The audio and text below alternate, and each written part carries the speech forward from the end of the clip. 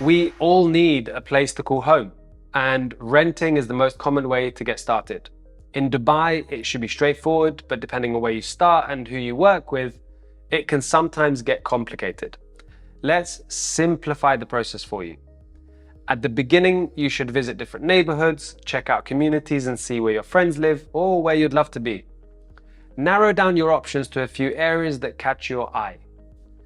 When you have an idea of what you like, websites such as Property Finder and Bayou help you understand the current availability.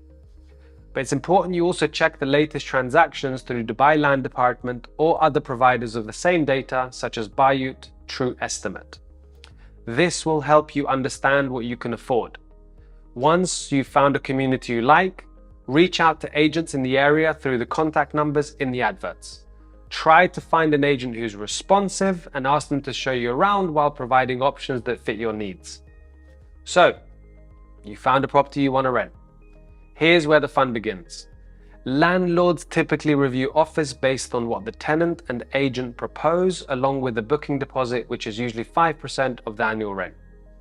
The agent presents your offer to the landlord, who can either accept or decline. If the offer is accepted, the agent will draft the tenancy contract for both parties to review. As a tenant or landlord, you'll need to provide your passport, visa, and Emirates ID, while the landlord additionally should have his or her title deed. Here's a tip. It's important the agent verifies the title deed through Dubai Rest or Land Department website to ensure the title deed is valid. This can be done by anyone, and it's a simple Google search, simply title deed verification. Read the contract carefully. Make sure you understand all the terms. Your agent should be able to answer any questions you have. Once the draft is agreed, the agent will set up a meeting. You should bring with you your checkbook and original ID. You'll need to pay the rent for the year in the number of checks agreed, a security deposit, and the agency fee. The rent checks will be dated as per the contract, with the deposit and agency fee usually dated time of signing. Security deposits generally are 5% of the annual rent for unfurnished properties and 10% for furnished. The agency fee is typically 5% of the annual rent plus VAT, and it's usually a minimum of 5,000 plus VAT. After you sign the tenancy contract, the agent will arrange for the landlord to countersign. Once that's done, the agent will release your rent and security deposit to the landlord in exchange for the signed contract. You'll get a fully signed tenancy contract and payment receipts. Next, head to a typing center to register your tenancy contract with Ejari. This is the government system for all tenancy contracts. The cost is 220 dirhams.